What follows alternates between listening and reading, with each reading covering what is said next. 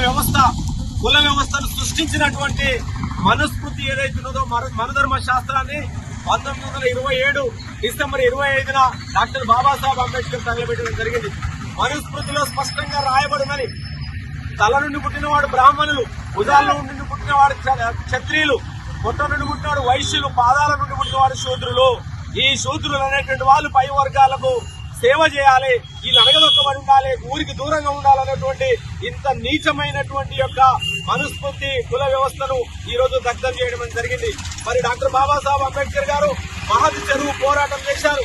మరి సుమారు 1000 మందితోటి మహత్ చెరువుకి వెళ్లి పశువులు తాగొచ్చు, ఏమైనా తాగొచ్చు నీళ్లు, కానీ దళితులు తాగడానికి వీల్లేదనేటువంటి ఈ మనుస్మృతి ఆధారంగా బ్రాహ్మణీయ సమాజం ఆ రోజు మరి కట్టుబట్టడం జరిగింది.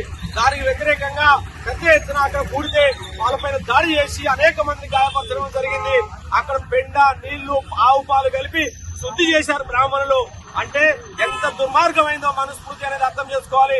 తర్వాత అంబేద్కర్ గారి ఆధ్వర్యంలో 10,000 మందితో మంచినీళ్లు తాగుతామని చెప్పి అడగడం జరిగింది. ఇంత నీచమైనటువంటి మనుస్మృతిని నేటి పాలకులు ఇప్పటికి కూడా అమలు చేస్తామని చెప్పి చెప్తా ఉన్నారు. అందుకనే మనుధర్మ శాస్త్రాన్ని ప్రతి ఒక్కరు వ్యతిరేకించాలి. ఈ నిచ్చెన మెట్ల కుల వ్యవస్థ అంతమయ్యే వరకు కుల వ్యతిరేక పోరాట సంఘం పోరాడుతుందని చెప్పి సందర్భంగా తెలియజేస్తా ఉన్నారు.